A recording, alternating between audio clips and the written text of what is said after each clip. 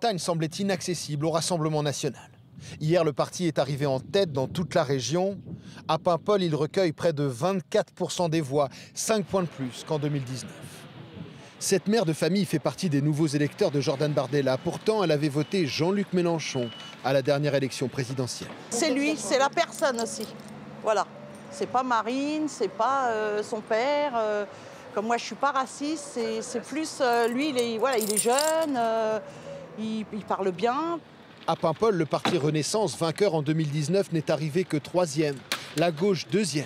Cette enseignante est consternée par les résultats. Jusque-là, j'étais fière d'être bretonne avant tout. Là, quand je vois ça, je ne trouve même pas mes racines. Je ne trouve pas l'idée de la Bretagne, le côté cohésion.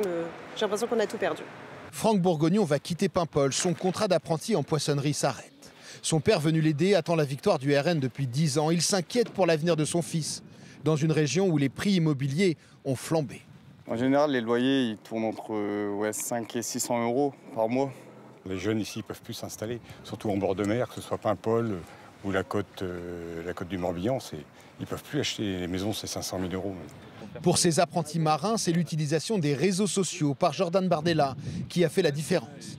Surtout TikTok, on a énormément vu Bardella, le seul qui s'est entre guillemets mis en avant dessus, quoi. Mais ils ont aussi adhéré à ses propositions, notamment sur les prix du carburant. J'ai 18 ans, je vais arriver avec ma voiture au bout d'un moment, le gasoil ça commence à coûter cher, si on m'enlève des taxes dessus, je vais pas m'en plaindre.